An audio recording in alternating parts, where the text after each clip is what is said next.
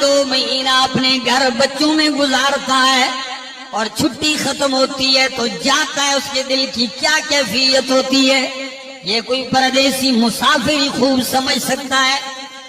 میں ایک دفعہ عمرے کے لیے جا رہا تھا تو میری ساتھ والی سیٹ پہ ایک بندہ بیٹھا ہوا ہے، بالکل آنکھیں اس کی سرخ ہیں، بات وہ کرتا نہیں ہے۔ چلتے چلتے جہاز بلندیوں پہ پہنچا، اڑان لے رہا ہے، اتنے میں جب برابری پہ آیا فضا کے تو کھانا لگنا شروع ہوا۔ میں نے ٹیبل کھولی، اس کی ٹیبل اسی طرح بند ہے، میں ٹیبل نہیں کھولی۔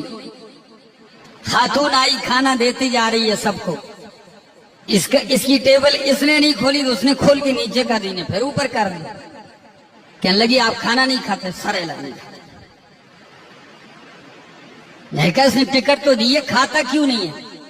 لیکن میں نے جب اس کی طرف دیکھا تو اس کا چہرہ ایک انتہائی غم میں ڈوبا ہوا ہے، تو میں نے اس کو سلام کیا، تعارف کروایا، مجھ سے ملا۔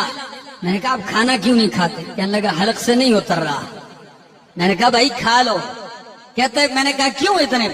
کہتا ہے چھٹی آیا تھا، 2-3 مہینے بیٹا ہے چھوٹا، وہ اتنا مانوس ہو گیا کہ میں عام دنوں میں بھی چھپ کر اس سے گھر سے نکلتا تھا، آج صبح سویرے میں نکلا ہوں اس کو سویا ہوا چھوڑ کے آیا ہوں، اس کو جگایا نہیں ہے، تو وہ گھر پہ بستر پہ سویا ہوا میں اس کو چھوڑ کے آیا ہوں، اس وقت رو رہا ہوں کہ اٹھا ہوگا تو اس نے پورا گھر سر پہ اٹھایا ہو۔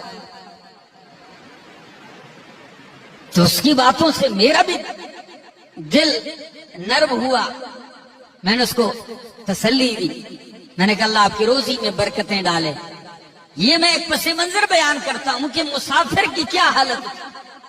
حالانکہ بچے کو ویرانے میں وہ نہیں چھوڑ کے گیا، ماں باپ، اس کا باپ یعنی دادا موجود ہے گھر میں، بھائی موجود ہیں، اپنے خاندان میں چھوڑ کے جا رہا ہے، اس کے دل کی کیا حالت ہے، تو اللہ کے خلیل کے دل پہ کیا گزری ہوگی۔ یہاں زندگی کا کوئی آثار نہیں ہے اور بال سفید ہو چکے ہیں، بڑھاپے کا بیٹا ہے،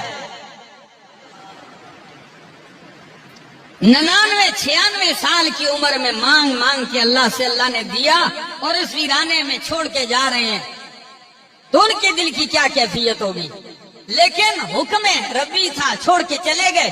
جیسے ہی پہ بچوں اور بیوی کے بیچ میں پہاڑ حائل ہوا، پہلے تو دیکھتے دیکھتے جا رہے ہیں نا، جب بیچ میں رکاوٹ آئی، پہاڑ کی اوٹ آئی، فوراً التجا شروع کر دی۔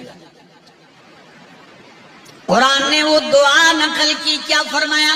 ربنا انی اسکنت من ذریتی بواد غیر ذی زرع، اے میرے رب میں نے اپنی باغ اولاد ایسے ویرانے میں لا کے بسا دی ہے، غیر ذی زرع جہاں کوئی کھیتی نہیں، لیکن کہا عند بیتک المحرم